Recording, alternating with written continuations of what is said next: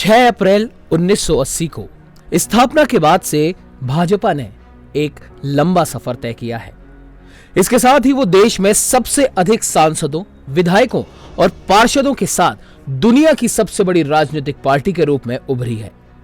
लेकिन क्या आप जानते हैं कि आखिर जनसंघ से बीजेपी बनने तक का सफर आखिर शुरू कैसे हुआ? बता दें कि एक दौर में जब कांग्रेस का परचम पूरे देश में लहर रहा था, तो उसी दौरान राजनीतिक रूप से कांग्रेस को चुनौती देने का बीड़ा उठाया पंडित श्यामा प्रसाद मुखर्जी ने। इतिहासकारों की माने तो मुखर्जी नेहरू की नीतियों को लेकर कांग्रेस से अलग हुए थे और भारतीय जनसंघ का उन्होंने गठन किया। हालांकि चुनावी सफलता शुरू में जनसंघ से दूर रही और 1952 के लोकसभा चुनाव में बीजेएस को सिर्फ 3 लोकसभा सीटों पर जीत मिली। इसके बाद 1957 के लोकसभा चुनाव में भी पार्टी को कुछ खास सीटें नहीं मिली और उन्हें सिर्फ 4 पर ही संतोष करना पड़ा।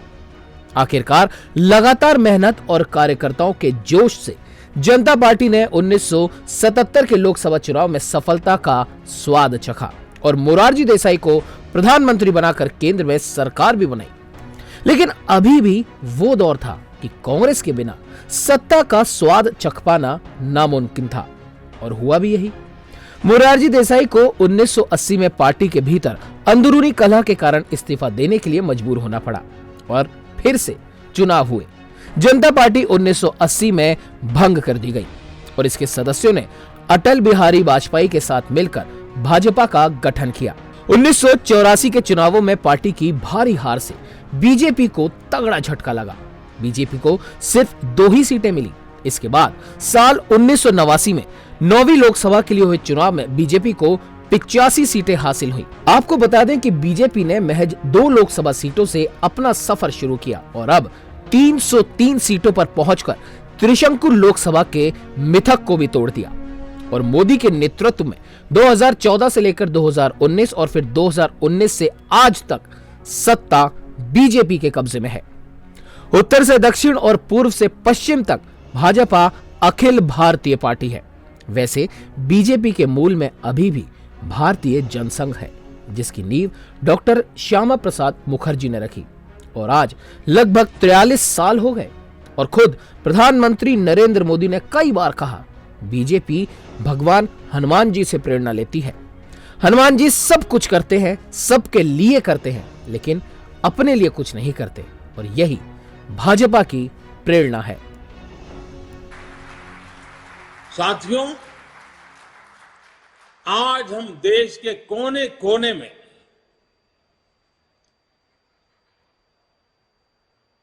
भगवान हनुमान जी की जन्म जयंती मना रहे हैं। बजरंगबली के नाम का घोष चारों तरफ गूंज रहा है। हनुमान जी का जीवन,